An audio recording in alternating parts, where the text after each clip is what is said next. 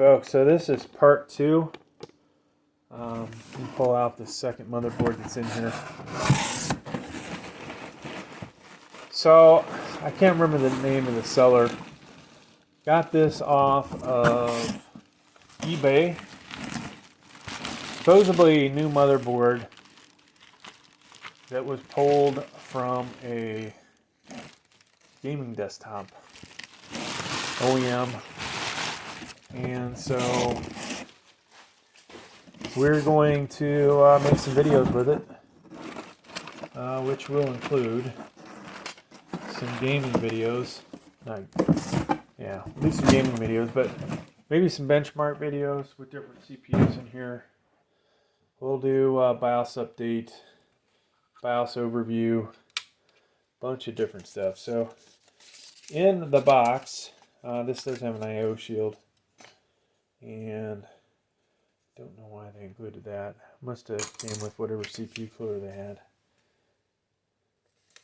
So this is this comes from an OEM gaming computer. You'll notice very similar to the what is it? GIGABYTE B660M DS3H. But this is the full size ATX. So this is a B60 DS3H. And one of the things that's awesome about this is how many full size PCIe slots you have on this thing. Just a phenomenal amount. And I don't know which gaming computer this comes out of, but it was obviously pretty stacked. So I had one of these for 11th gen, 10th and 11th gen.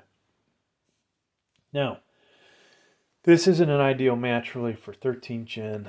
We don't have all the nice heat sinks. And when I say 13th gen, I'm talking about the unlocked ones. Locked CPU with a BIOS update, this will probably be pretty good. Let me just check out these pins before we continue on with this video. Make sure everything looks good in there. Alright, so let's talk about the feature of this motherboard. In case you happen to buy one and have it in a gaming computer. And we'll drop down a little bit here. So we've got all these full-size slots. This one's PCIe 4.0, and the rest of them should be a mixture of 3.0 and 4.0. And I will do another video of this with macro, so this one should be 3.0. I think that one's 4.0, but I'm not 100% positive, so best not to guess, I guess. HD audio, COM, you've got RGB, ARGB. This is the SP1 TPM, USB 2.0. Now this has the BIOS update button, okay? So we will do a video with that. 2 different updates to get this ready for 13th gen, all right? You will have to do a BIOS update. Here is a CMOS reset switch, basically. Reset your BIOS. These are your case fan headers. Let's see if we can get in there. Now the macro version, you will be able to read these a little better. Oh, actually a lot better. So you can see what's on there. CMOS battery. Right there you've got 4 SATAs. So this does have a Type-C Charlie connector, USB 3.2 header, 4 slots for DDR4 RAM, 2 case fan headers, 24-pin power connector, and that looks like this, all right? So lots of connectors on this. This is a pretty good motherboard. More fan headers, excuse me. This is ARGB here. And It looks like the RGBs got bent. Case fan header, CPU fan header. Then you've got a 1x8. So this really, is not the ideal motherboard for a K-type chip. So you can see, this is your power stages and VRM area there.